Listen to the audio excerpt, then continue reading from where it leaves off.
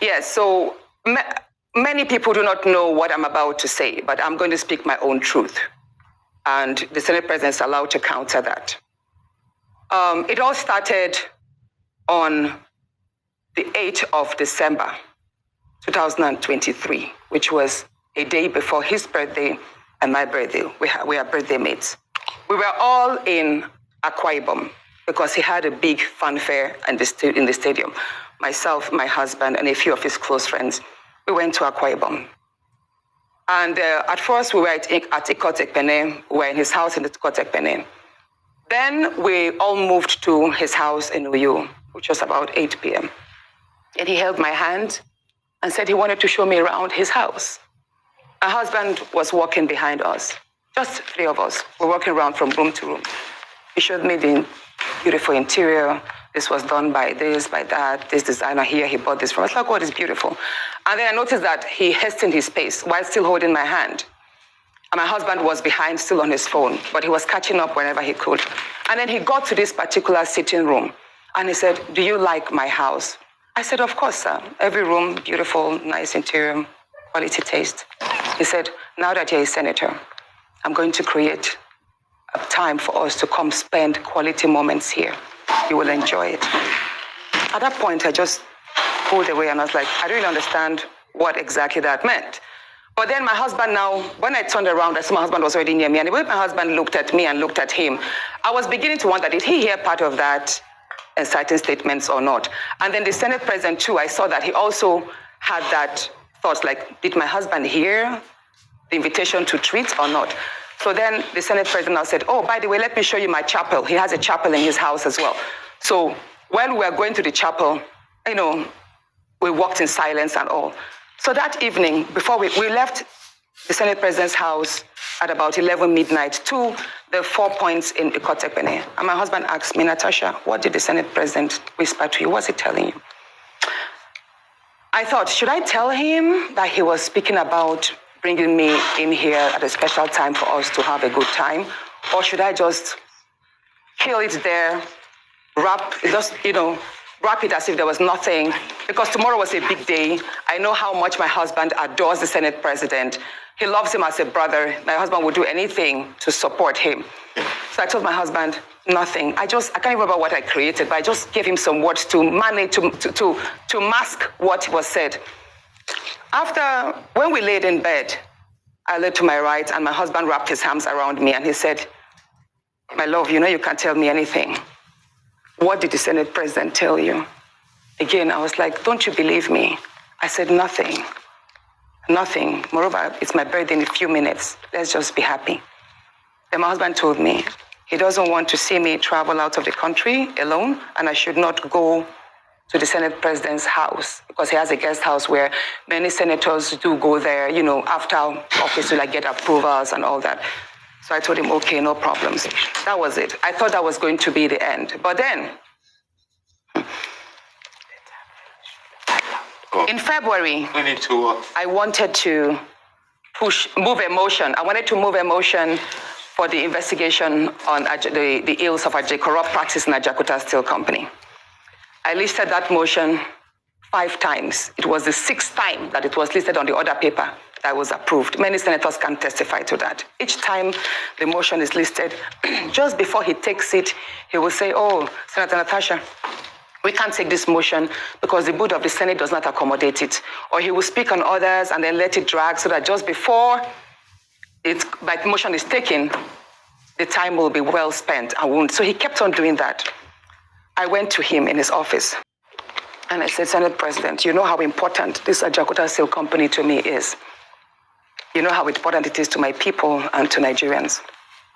I've noticed that you have stepped down this motion. As a matter of fact, a number of senators told me, go and see him and plead with him so that he would take it." I was like, "Sir, please, why can't you take this motion? It's very important. It's been listed." Then it was listed a 3rd time and stepped down. He then said, "Natasha, I'm the chief presiding officer of the Senate. You can enjoy a whole lot if you take care of me and make me happy." At that point, I said, "Sir, I'll pretend that I didn't hear this." He said, "Well, the ball is in your court." I left his office And when I got home, I told my husband, I didn't tell my husband what happened. I just told my husband, please, can you speak to the Senate president to allow my motion scale through? I think I also spoke to the DSP, to the leader, Senator Pemi. I spoke to a number of senators that they should please intervene and allow him to do that. I never told them what happened. My husband had to take a trip to London. Then the Senate president traveled to London.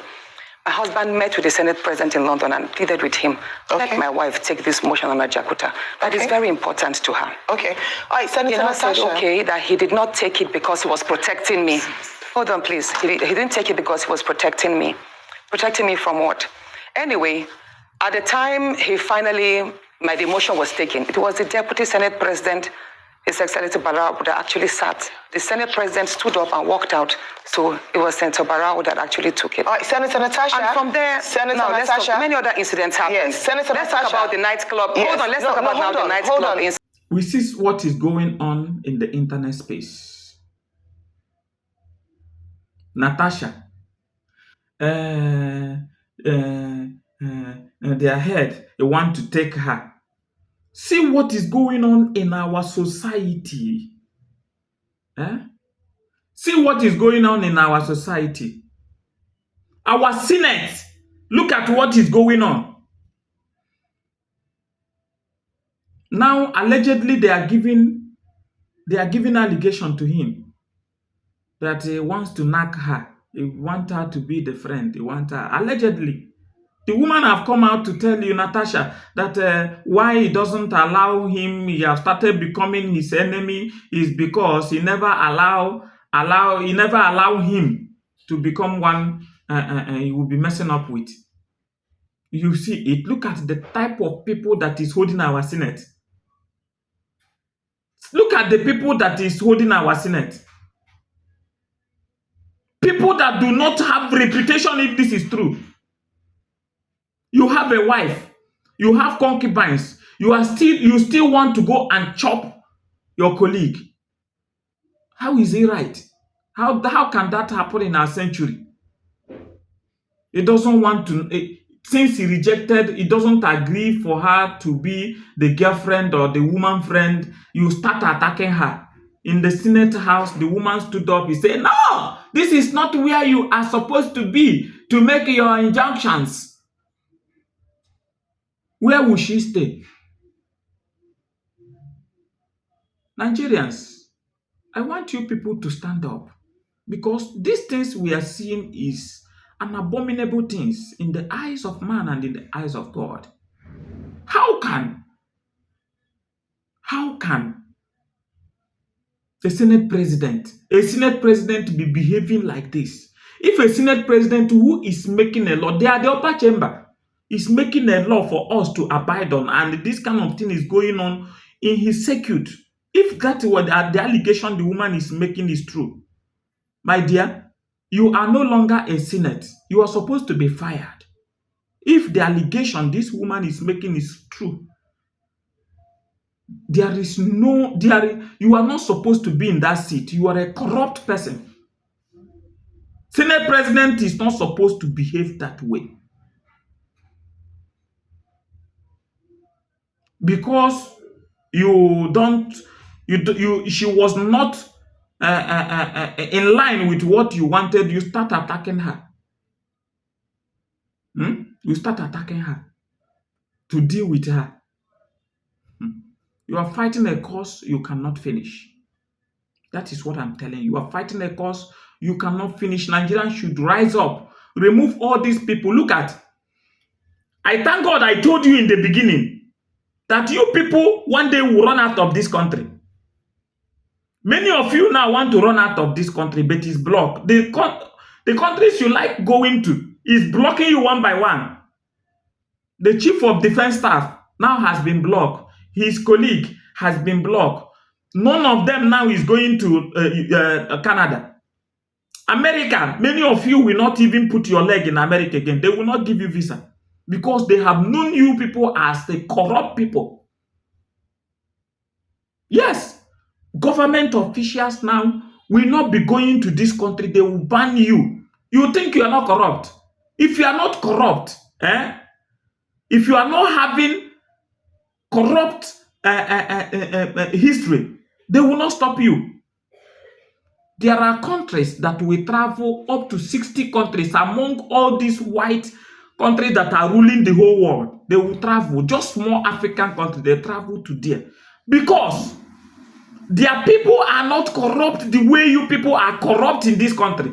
But Nigeria, even no country wants to see a Nigerian again. I have traveled to Kenya. They no one see Nigeria. No matter the Nigeria that has the money. They no one see her. Ghana is chasing you away. Burkina Faso have disassociated themselves from you. Mali have gone out of you. They don't even trust you. Dubai don't even love you again because of your attitude. They are go to Nnamdi Azikiwe airport. You see the way they bring people from Dubai silently. I was in Dubai. The way they catch people, they bring people down silently from Dubai because Dubai do not report their mess. Dubai is the highest people that is bringing Nigerians back. If you think it's USA, I sure it's a lie. You go to USA, they are chasing you every day with police.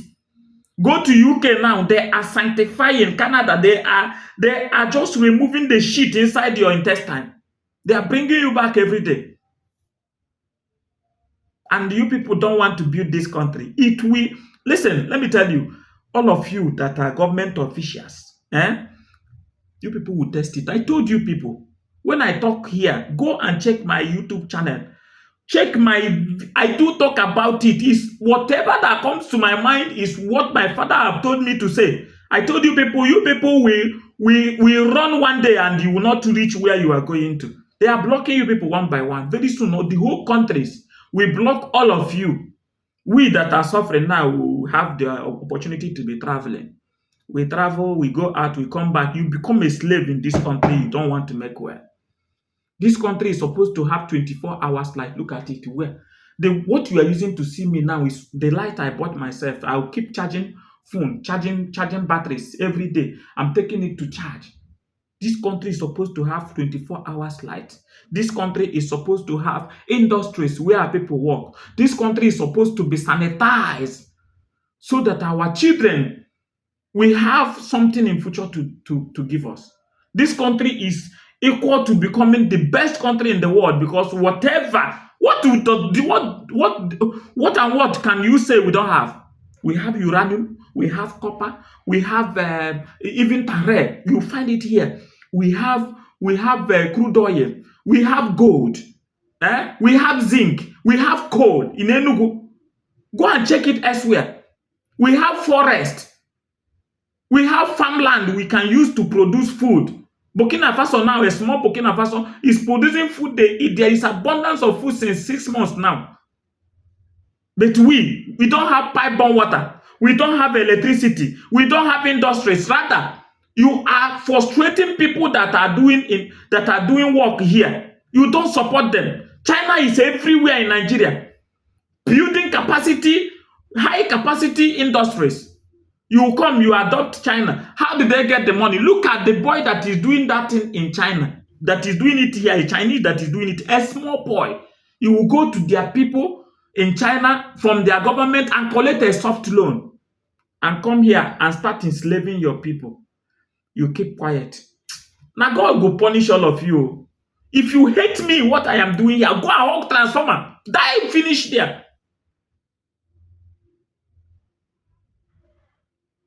I am not a party that keep this nonsense. Go and build this country, not targeting some people. You target Igbo people because they are doing well. You want to bring them down. Can you bring Igbo people down? The way NAFDAC is targeting the Igbo people. You carry the drugs with the ones that are registered and the ones that are not registered in the name that you are fighting illicit and the counterfeit drug. You think we don't know? Unapologetically. I am saying it unapologetically. If you go to carry somebody's thing that is registered, he has the law to sell it, you go and carry it, you are targeting that person. That is pure truth. If you don't like it, go and hawk transformer. Don't target people. Make this country fine. Anybody that wants to come up with industry, help him, give him soft loans. Not you borrow from China, you borrow from the World Health Organization, you borrow from International Monetary Fund. You borrow, you borrow and squander it. No one you are using. Common functional hospital, there is no one here. You are continue borrowing. You will borrow and borrow your scrotum one day. God, that bog. This may be